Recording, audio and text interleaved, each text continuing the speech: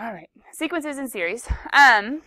We are talking about sequences first, but series are coming, and this is all one big introduction. Now, last year, do you guys remember that there were special sequences called arithmetic and geometric, or some people say arithmetic and geometric? That's actually sections 9.2 and 9.3. So the special ones are coming. 9.1 is just, let's talk about everything general. Here's your struggle, though. Guess what test Calculus BC just took last week that I'm finishing grading for them, getting back before I can get grading your guys's. Yeah, convergence and divergence of series. So if Calculus BC is doing series, and they did sequences before, do you think we're going to learn everything there is to learn in this one big old introduction in section 9.1? No. So some of this is going to feel kind of hard, and there's a reason for that. So it's a big old introduction. Some of it's going to be nasty, especially coming up with a formula for a sequence of numbers is going to be difficult. But I just want you guys to try your best, okay? Section 9.1 in some ways is the hardest of 9.1 to 9.5 because it's an introduction and it's showing you a lot of notation. It's having you kind of struggle with what if it's not special, what if it's not geometric or arithmetic, what if there aren't set formulas, can you be creative and find your own formula? And it's going to be hard. Not all of it's hard, some of it's kind of basic, which is why you saw homework had a lot of problems, but just a quick heads up. There are a couple things, especially coming up with your own formula. That's going to be rough. I just want you to try your best, okay? Sound good? But as you guys are starting to write this down, do you see this is notation? A subscript 1, A sub 2, A sub 3, A sub 4, right? Just notation for, kind of like in matrices, it's holding a place. The first, second, third, fourth. We don't have rows and columns. All we have is a sequence of numbers. Kind of like the bonus with the code breaking, right? Or the bonuses, I should say. There were multiple ones out there. But it was just a sequence of numbers, and then you had to go ahead and put them into an array, into a matrix, the right size, use the decoder, etc. Sam hasn't taken it. Who knows which bonus he will get. But maybe I'll have to make him his own. Ooh. Either way. But coming back, sequence of numbers. It's just a list of numbers. However, unlike that weird coded thing, where it did come from somewhere, but it was quite abstract where it came from without having a decoder, these sequences that you're going to be seeing are going to have patterns. And there's different applications to them. I mean, the end of this chapter is probability, so that's going to be one application. Binomials, raising binomials to higher and higher powers. Binomials, squareds and cubes and to the 4th and 5th and 10th powers, etc. There's going to be an application too. But right now we're not going to worry about applications, we're just going to worry about the basics. So, a sequence of numbers separated by commas. We're going to try to figure out if there is a formula that relates them all. And so we call that formula A sub n, which is going to kind of be like, in some way, shapes, or forms, it's going to kind of be like A of n, which is function notation like f of x. Jason, one warning, otherwise you gotta stand up. Check it out. A of n, that's what A sub n is really standing for. It talks about a placement, so if it was A sub 10, it'd be the 10th term in the sequence. But also, if we're trying to find a formula for the nth term, we want to be able to, like, for A sub 10, plug in 10 and get out the number, plug in 1, get out the number, plug in 3, get out the number. But with this, we call this a discrete function because n is equal to 1 or 2 or 3 or 4, first, second, third, fourth. There is no 1.5. There is no 2.1. There is no 3.03. There are no decimals. There are no fractions because n stands for like an actual whole place value. And so discrete functions, the domain of sequences are only whole integers, positive integers, I should say. And you can start at 0 or start at 1. And technically series can start, sequences can even start at n equals 2 or 3 or 4, but we're not going to really deal with that here. So if they give you something like, hey, a sub n is equal to 3n minus 2, think function notation, think a of n. And so if they want you to find the first 4, they wouldn't write out a1, a2, a3, a4, but could your brain attach this to these? Does that make sense? First 4 terms, find when n is 1, n is 2, n is 3, n is 4. So all you have to do is plug and chug, right? So plugging in 1, what do we get? Plugging in 2. Plugging in 3. And plugging in 4. Do you guys know how, without plugging in, I could go ahead and get 13? Now, mathematically, what in the formula? I can see they're going up by 3s, but mathematically, what in the formula?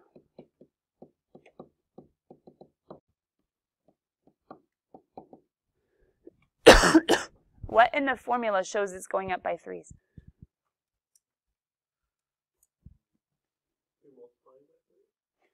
You're multiplying by 3. And every time n increases, aren't you multiplying by an additional 3? And so if you're multiplying by an additional 3, isn't multiplication just repeated addition? So in the first one you have 1 3, then you have 3 plus 3, a second 3, then you have 3 plus 3 plus 3, a third 3, then you have 3 plus 3 plus 3 is 3 of. You see it?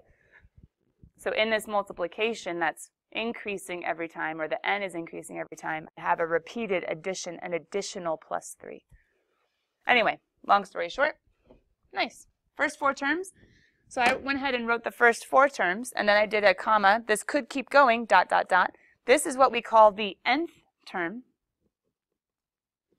You could also call it the general term. The nth term or the general term, and then comma, dot, dot, dot. This could go up to any n, and then it could keep on going. Now, your book probably won't show you this notation, but this is a way that like a BCer would write this sequence out. In the sense of the first 4 terms, and then, okay, we can keep on going up to n, and then can keep on going after that. So, defining sequences. There are 2 different ways that sequences can be defined. Excuse me. 2 different ways that sequences can be defined. And this is kind of an introduction to that. You just saw one way. One way is they give you an a sub n and say, go. If you're given a sub n and you're wanting to find the sequence,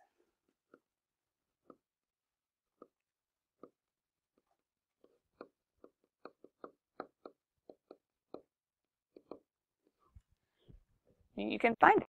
They give you a sub n. Just plug in n is 1, n is 2, n is 3, n is 4, like we just did, and then you'll be able to find your sequence. But sometimes they don't just give you a formula. Sometimes they give you the sequence itself instead. And that's the harder one. So I'm going to put a star by it just because this is the hard way. If they give you a sub n, we can plug in whatever. We can find whatever. It's perfect. It's great. I'll give you the first 4. I'll give you the 10th. I'll give you the 100th. I'll give you whatever you want.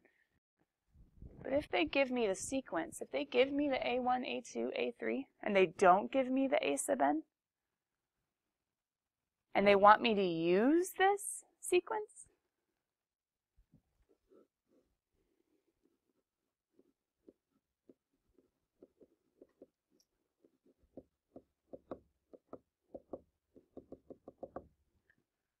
if they wanted me to find the 10th term, I have to find the pattern and then keep going. If they want me to find the 100th term, I'm going to have to find the pattern and try to figure out a way to not have to literally do the pattern 100 times or 97 times if they give us the first 3, I suppose. Identifying the pattern will be enough to get to the 4th or the 5th or the 6th terms. But if they want us to get to the 100th or the 50th or the 77th, then it'd be much, much, much, much, much better to find, to make, to create an a sub n formula.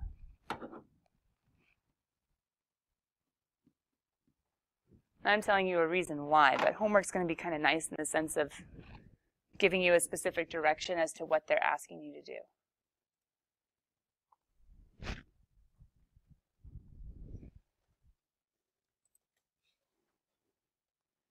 That might have been a little too fast for some of you, so hold on. Let me make the whole thing bigger.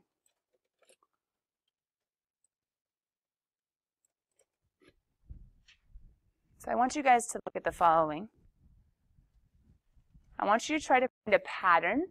See if you could just go another 1 or 2 terms. Find a pattern that would let you go another 1 or 2 terms, but then I want you to think of, what is this pattern?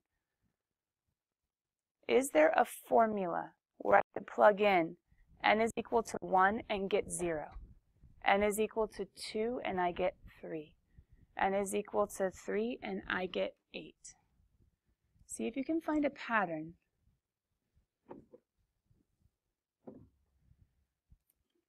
But then see if you can think of a formula. Plugging in 1 to get 0. Plugging in 2 to get 3. Plugging in 3 to get 8. 4 to get 15. 5 to get 24.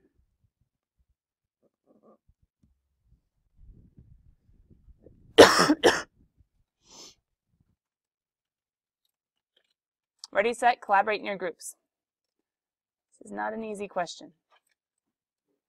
Do you see a pattern? If so, use it to get another couple terms.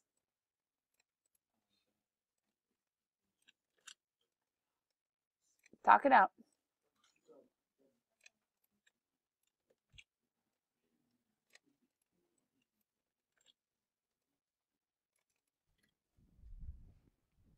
Can you get the 6th term? Collaborate in your groups. What would the 6th term be?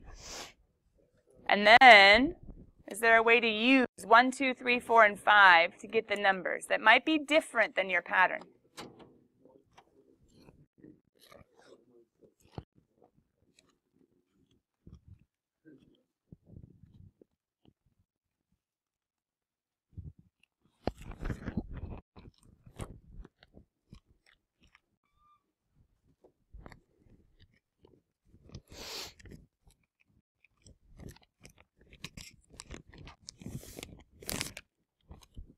What's the 6th term? What would it be? 35? You guys agree? Me too. But what's the a sub n formula?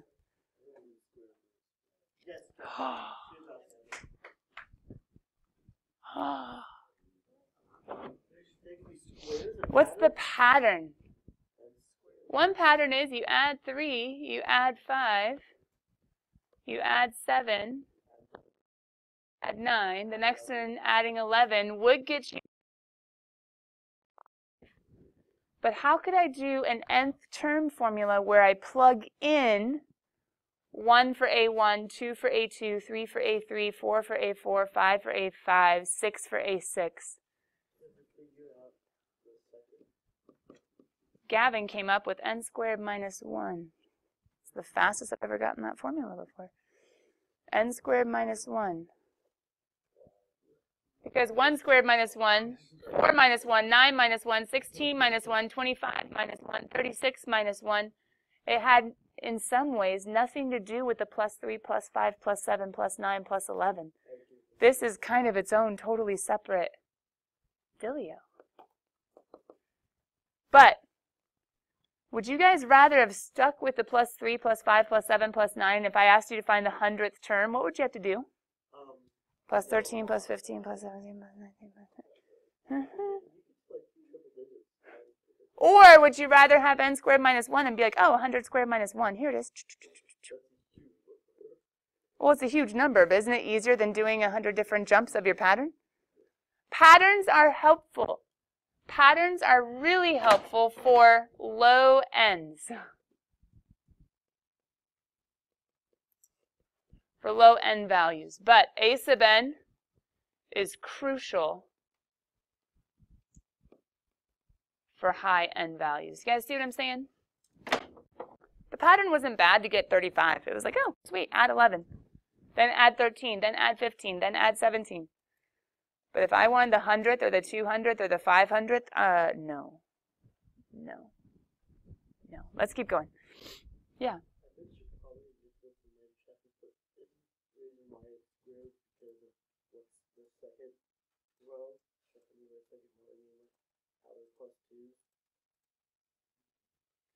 plus 3 plus 5. But then the difference is squared. I'm remembering this now. Like, there's another.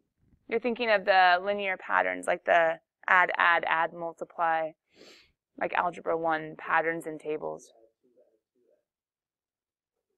That could be one way. I don't think it's not called difference of squares. What's it called?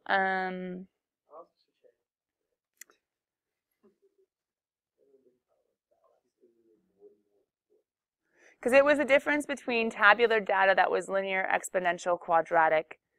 I didn't think it was called sum of squares. No. Because when you add x's and the y's add, then it's linear. If you add x's and the y's multiply, it's exponential. If you subtract and then subtract again, and the second difference. Second difference square? No. Is it second difference? Yeah. Yeah. Can you guys take a second with this one, though, and see the be careful? Why is it a little scary? What if they only gave you the first 3?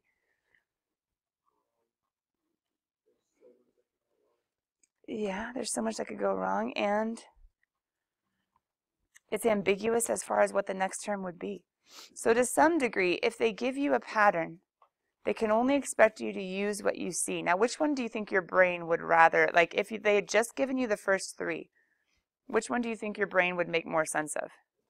Oh yeah, the top one, right? If they just gave you 1/2, 1/4, 1/8, you're like, oh, times 2 times 2 times 2. But is it a dilemma? If you just only test the first couple in a pattern, couldn't you be off? So you have to look at everything that's given to you. So if they give you 1/2, 1/4, 1/8, 1/15, don't just look at the 1/2, 1/4, 1/8. Look at every single term they gave you, because every single term they gave you has meaning. Does that make sense, guys? Just be careful when they give you sequences that you don't just look at the first 2 or the first 3. Look at every single one, and your formula has to work for every single one. That was just a quick be careful, but let's keep going. All right. We've talked about a sub n quite a bit. We've talked about how to use a sub n, plugging in n equals 1, n equals 2, n equals 3, n equals 4.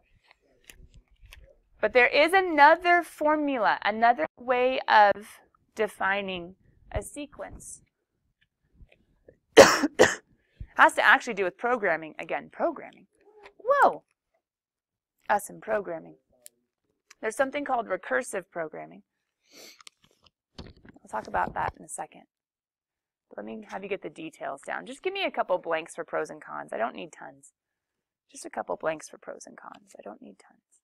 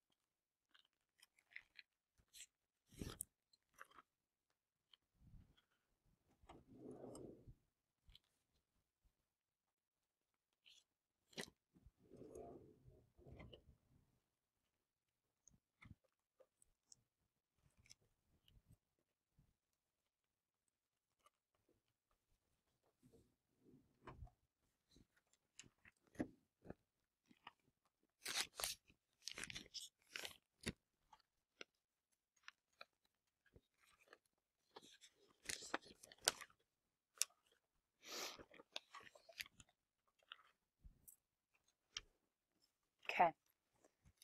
There's actually a typo. And it's not so much a typo, I just couldn't actually get it to write what I wanted it to write in the example. So let me come fix that typo, or let me come fix that mistake. It's a mistake. What it's lacking.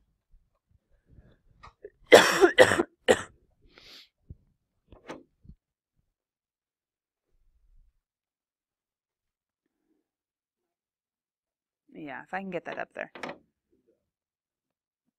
There you go. I need a little k minus 1. My little subscripty thing wasn't working so good. My little subscripty thing wasn't working so good.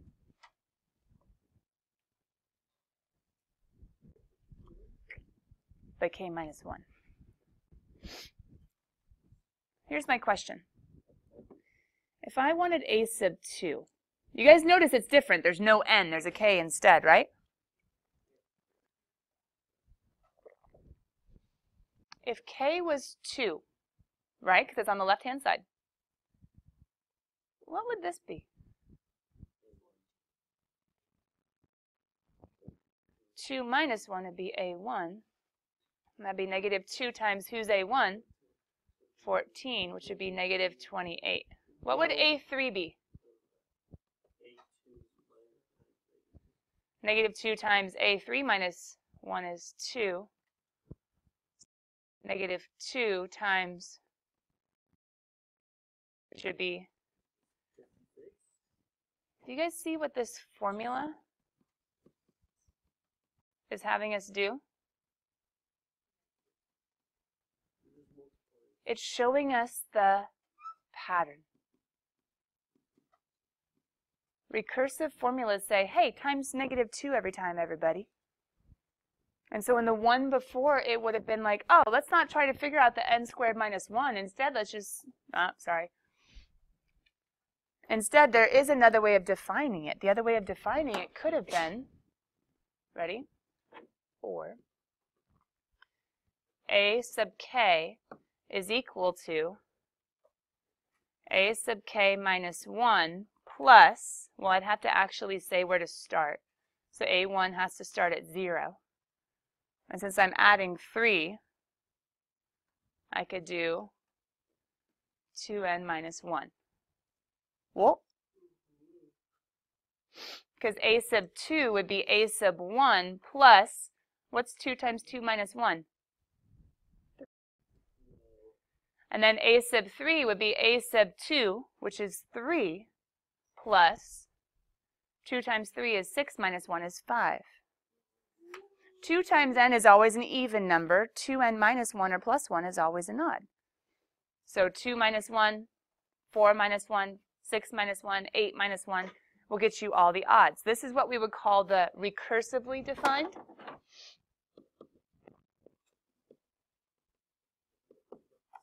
Which is saying, hey, I'll show the pattern. We're adding odds every time.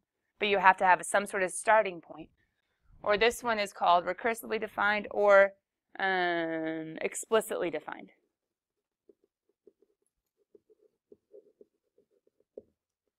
This one's more implicit, this one's more explicit, because this one you can jump straight to a term, and that one you kind of have to do all the steps to get there. It shows you how to get there, but it's going to take some time. Now, if you were a computer, would it be that big a deal to make all these jumps? No, it wouldn't be a big deal at all. I'll just make all the jumps really fast. I can do math really fast. If I'm a computer, no big deal. But if I'm a human, I would much rather have this one because it's a lot easier on my brain. Now, pros and cons really quick. It's nice for low ends. Once again, it's nice for low values of ends. To get to the third or the fourth or the fifth or the sixth, no big deal. I'll just jumpity jump my pattern. It's nice for low ends. It's nice for programming. Because computers can do it really quickly, right? But cons, it's hard for humans.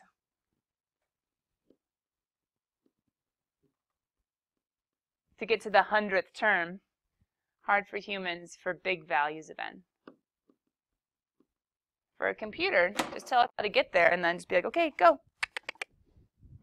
For humans, can't I just go straight there? One of the most famous recursive sequences is the Fibonacci sequence.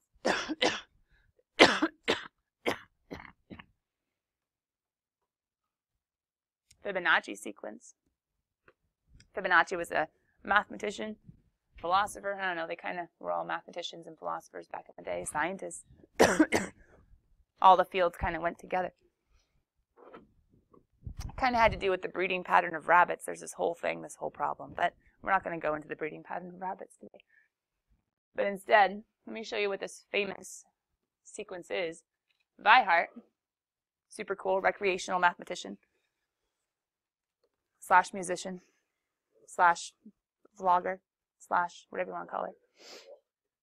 Well, she does have it. Well, I don't think she's technically. Does she have a blog? She has a YouTube channel. Maybe she doesn't have a blog. No, she does. What? She has quite an interesting approach to math. Some great videos on the Fibonacci sequence. But the Fibonacci sequence is pretty cool for lots of different reasons.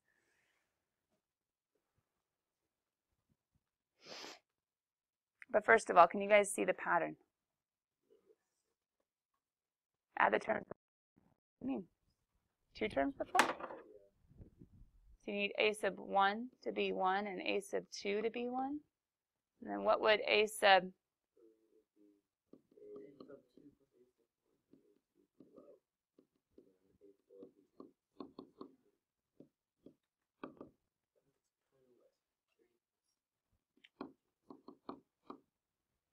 So 1 plus 1 is 2, 1 plus 2 is 3, 2 plus 3 is 5, 3 plus 5 is 8. It has to do with, like, bunnies maturing to the rate where they can reproduce. It's this whole thing. But anyway, a sub k would actually equal a sub k minus 1 plus a sub k minus 2. Because it's the 2 prior terms added together. Now, this might seem kind of lame and kind of boring, et cetera, et cetera, et cetera. Unless you start putting things together like, well, let's see, what's a visual way of thinking about this? Like, 1 by 1. And then, well, the square that connects that one would have to be a 2 by 2. And then the square that connects these ones would have to be a 3 by 3. And then, well, if that's 1, 1, 2, 3, I'd need a 5 by 5 to do that one. Then I would need an 8 by 8 to do that one. Then I would need, let's see, that'd be 8, and that'd be 2, and that'd be 3. I would need a 13 by 13 to do that one. Then I would need a, I just keep on building. Oh, that should have been a lot bigger. But the cool thing is that then, if you connect the diagonals of each of these, you end up with what we call the golden spiral, which also has to do with the golden ratio, which is the perfect ratio of like facial features, etc., that a lot of the Renaissance painters used. The golden spiral is used in all sorts of things. Not used, is seen, is displayed in all sorts of things in nature.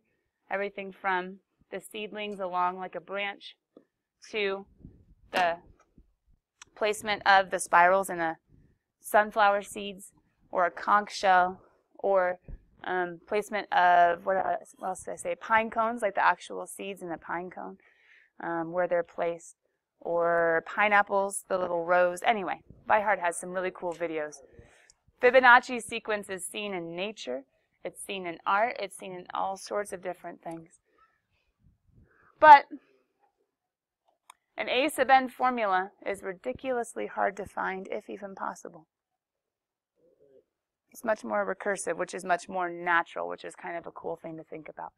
But with that, kiddos, the one thing we didn't get to go over today, that's in section 8.1, which is why homework, 9.1, sorry, which is why homework isn't due until Wednesday, are the exclamation points in math. What are the exclamation points in math? 0! Well, or it's just 0 factorial, which is 1. But how do you, well, it's a lot easier to deal with other numbers besides 0 because 0 is a little bit messy. But yeah, the easier ones are things like 5 factorial, which is 1 times 2 times 3 times 4 times 5. I know a lot of you guys have thought of it as 5 times 4 times 3 times 2 times 1. We're going to count the other direction because it's easier eventually in higher maths.